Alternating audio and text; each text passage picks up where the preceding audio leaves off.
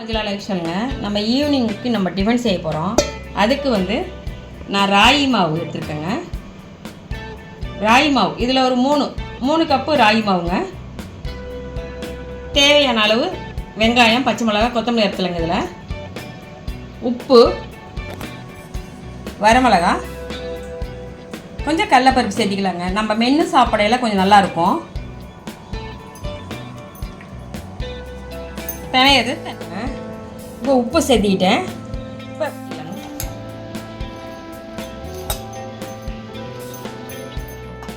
வரமிளகா போட்டுக்கலாங்க. இப்போ நம்ம கடலைப்பருப்பு போட்டுக்கலாங்க. ஒரு 2 ஸ்பூன் போட்டுக்கலாங்க. பிசைஞ்சிக்கலாங்க. இப்போ அடை தட்டுற அளவுக்கு நம்ம பிணைஞ்சிக்குவோம். தேவையான அளவு தொளிச்சு பிணைஞ்சிக்கோங்க. ரொம்ப ஊற்றிட வேண்டாம், கொஞ்சம் கொஞ்சமாக தொளிச்சுக்குவோம். இந்தமாரி அடை சுட்டு கொடுக்கலாம். இதை வந்து நீங்கள் போண்டாவாக எண்ணெயில் போட்டு பக்கடாவாக கொடுக்கலாம். இந்த மாதிரி ஈவினிங் ஸ்நாக்ஸாக கொடுத்தா நான் நல்லா பசியை வந்து கட்டுப்படுத்துங்க. இந்தமாரி நீங்கள் செஞ்சு குழந்தைங்களுக்கு கொடுக்கலாம். பெரியவங்களும் சாப்பிட்லாம், சுகர் இருக்கவங்க சாப்பிட்லாம். இப்போ நம்ம இதில் வந்து வெங்காயம், பச்சை மிளகாய், கடலைப்பருப்பு எல்லாம் சேர்த்திருக்கோங்க. நல்லாயிருக்கும், மென்று சாப்பிடையில் நல்லாயிருக்கும். நல்லா தண்ணி ஊற்றி பிசைஞ்சுக்கலாங்க. அடை மாரி எண்ணெயிலையும் நீங்கள் தட்டி போடலாம். இப்போ நம்ம தோசை கல்லையும் போடலாம். எண்ணெய் சேராதவங்க நம்ம தோசை கல்லை கூட ஒரு துணியில் தட்டி விட்டு நம்ம போட்டோம்னா நல்லாயிருக்கும். நைஸாக தட்டி போடலாம். ஓரளவுக்கு தட்டுற அளவுக்கு நம்ம செஞ்சுக்கோங்க.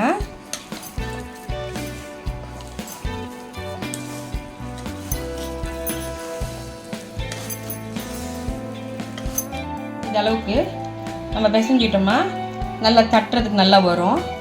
இந்த அளவுக்கு பிசைஞ்சு எடுத்துக்கலாம். இப்போ இதை நம்ம தட்டிக்கலாங்க. கொஞ்சம் மல்லிகை கருவேப்பிலை சேர்த்திக்கலாங்க.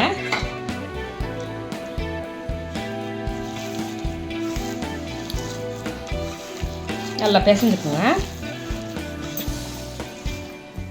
இந்த அளவு எடுத்துக்கலாங்க. இதை நம்ம தட்டிக்கலாம்.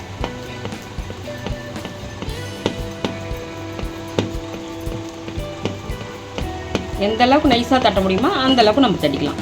அப்போ கொஞ்சம் நல்லாயிருக்கும். இந்த அளவுக்கு தட்டி தோசைக்கல்ல போட்டுக்கலாங்க.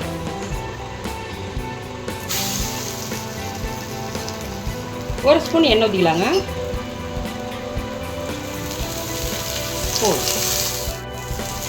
ஒரு 2 நிமிஷம் விட்டுட்டு நம்ம இப்போ திருப்பி போட்டுக்கலாம்.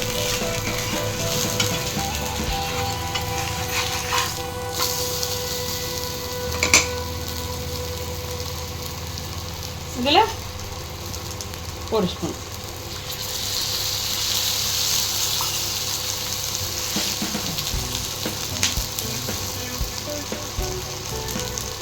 நம்ம சிம்மிலே வச்சு எடுத்துக்கலாங்க. ரொம்ப வந்து தீண்டி விட வேண்டாம். லைட்டாக சிம்மில் வச்சு நம்ம எடுத்துக்கலாம். அப்போ தான் நல்லா வேகும். இது வந்து ஈவினிங் குழந்தைங்களுக்கு செஞ்சு கொடுங்க. டிஃபனாக கூட நம்ம செஞ்சு கொடுக்கலாம், ஸ்நாக்ஸாகவும் கொடுக்கலாம், நல்லாயிருக்கும்.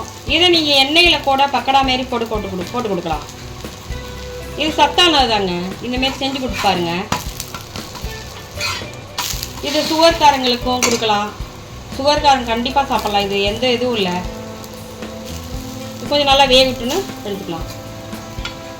இதில் நம்ம ராகி மாவு, வெங்காயம், பச்சை மிளகாய், கடலைப்பருப்பு, மல்லிகை கருவேப்பிலை எல்லாமே சேர்த்திருக்கோம். இது நல்லா டேஸ்ட்டாக இருக்குங்க. இந்தமாரி செஞ்சு கொடுத்துப்பாங்க. சிம்மிலே வச்சு வேக வைங்க.